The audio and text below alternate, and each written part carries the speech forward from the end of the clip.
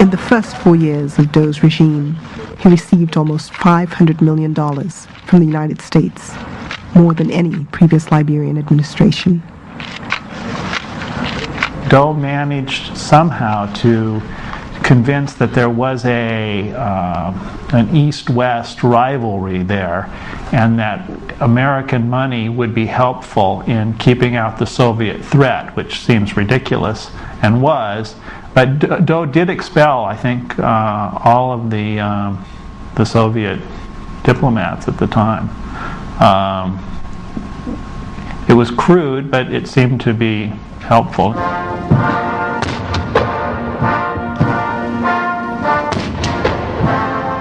We had the dilemma, do we support this gentleman or do we not?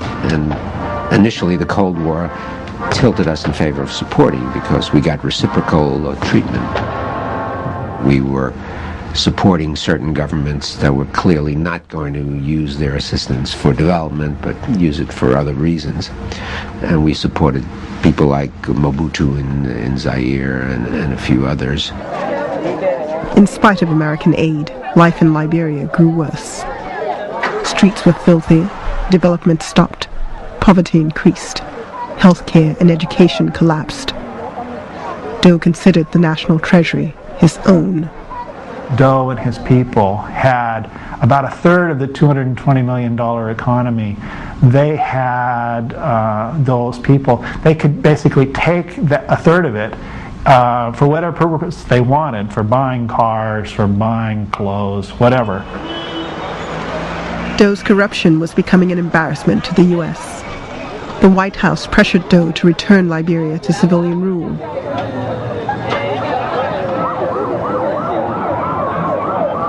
Finally, in 1985, elections were held, with the largest turnout in Liberian history.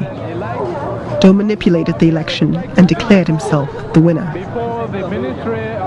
It was very clear that it was stolen. I mean, I went to a barracks where people were voting often, marking ballots and stuffing them in boxes. And I went out to a polling place 20, 30 miles out of Monrovia where people came in to vote and soldiers were there to intimidate them as they were marking their ballots, and so they would end up voting for Dough. I solemnly swear, I, Samuel Kanya Doe, solemnly swear that I will support, uphold, protect, and defend the Constitution, and bylaws, of the Republic of Liberia,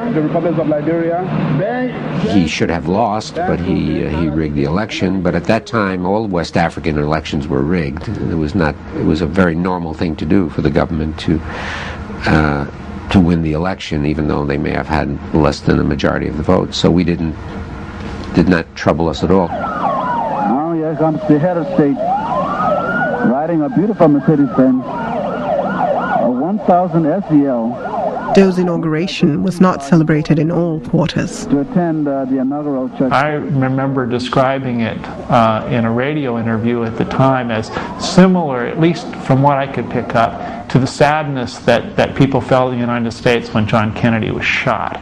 We thought that Dough was going to lead us, but Dough betrayed us. He's a criminal. We don't want to kill Dough. We want to bring Dough before justice. Thomas Quimpa from the Gio tribe of Nimba County in the northeast was one of the 17-man junta that had brought Dough to power.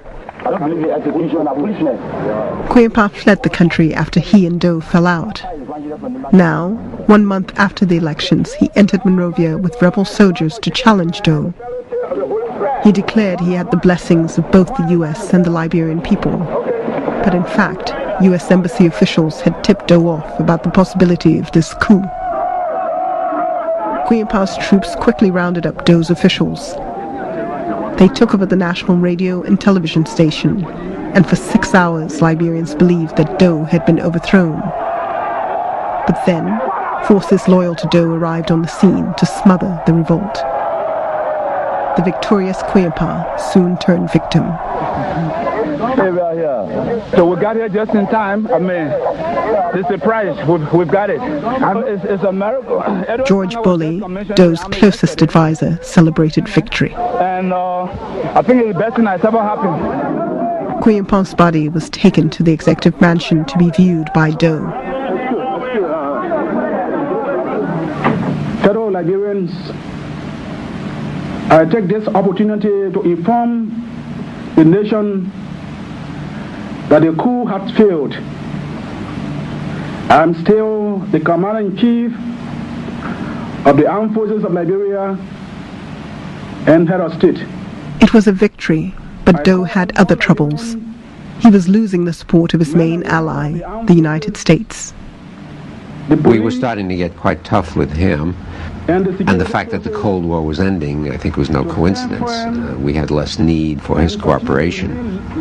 I remember I went to see him with Secretary of State Schultz in January of 1987, and he was very upset, Doe saying, I'm your best friend, I kicked out the Libyan embassy that was here, and I support you all over in the UN, even in the non-aligned movement. I'm always one of 3 or 4 African countries that's on your side, and all the rest are against you.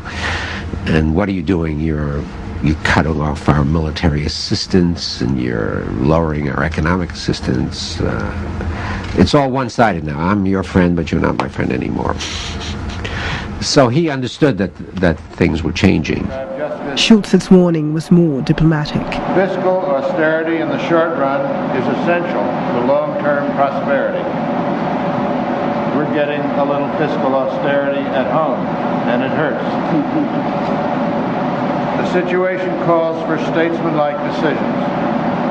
The result is not usually immediate, but there is no more important task. He actually became hysterical with Secretary Schultz at the time. Even though later everything was friendly, there was a nice dinner. And Schultz said, well, we'll send you some help. So they sent over 17 bean counters, basically, from the State Department. And they were just despairing. When I saw them, they were basically packing up their stuff and going home and saying this is a hopeless endeavor. And they left. With or without U.S. support, Doe was bent on staying in power. Since Quayumpong's insurrection, Doe had brutally suppressed any dissent in Nimba County.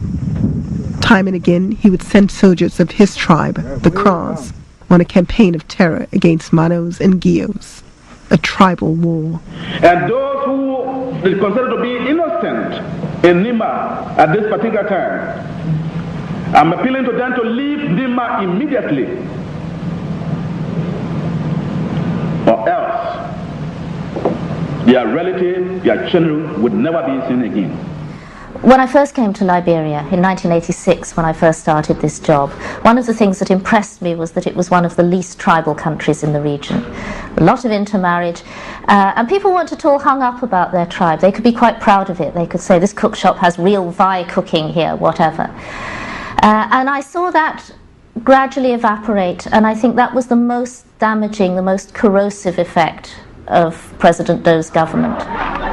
For people up in Nimba County, nothing has ever been worse than what was happening to them. The army was sent into Nimba, and they would go around all the houses, they would drag out young men, they would beat them, some of them they would kill them. The army created enormous ill feeling, and that drove the boys over the border to become rebels, and they were just there waiting to be organized by Charles Taylor. Our leader, you right, if I run, you can right. Charles Taylor, an old crony of Samuel Doe, crossed the Liberian border on Christmas Eve 1989. A mixed Gola and Americo-Liberian, Taylor graduated from an American college and broke out of a Massachusetts jail, where he had been held after Doe accused him of embezzlement. Now he was back, with Libyan-trained guerrillas, and rumored to have the backing of affluent Liberians who wanted to get rid of Doe.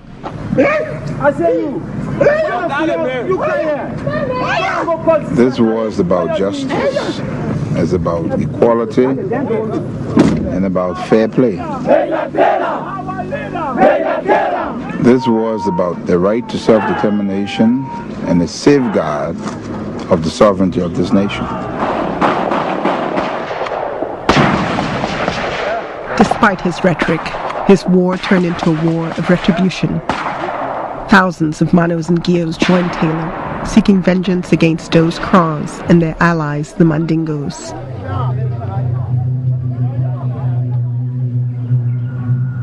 Atrocities were routine. Entire villages were abandoned by people trying to escape the fighting. Families were burnt alive, children raped and decapitated. It was ethnic cleansing at its most cruel.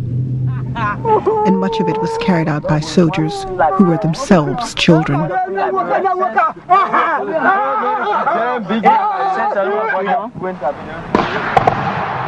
People has put us together, gave our arm to fight our brothers and sisters to get rich out of us.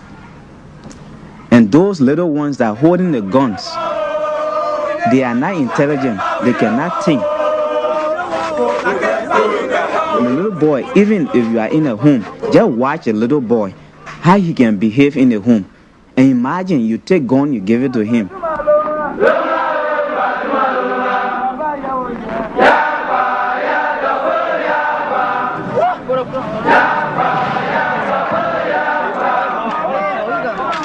Boys got high on power as well as drugs. I spoke to one in a refugee camp in Ghana.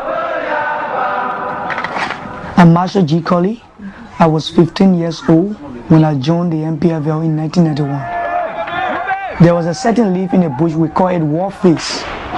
You take the leaf, you squeeze it in your hand and put it in your eye, and you'll see that your eyes will be red, like for some 1 week. Yeah, so we used to call it leaf war face. You just want to make yourself like a kind of a boo-boo man that people will be afraid of. Like when you take out your eye on somebody, I mean, they will be afraid. You will never be afraid when you're taking the drugs. Actually, you will be over brave, and all the things you will be doing, I mean, you will just be going, you will be doing it unconsciously, but you will be really brave. There's nothing that will move you. You just smile, laugh all day. As soon as they shoot here, you will like to go there.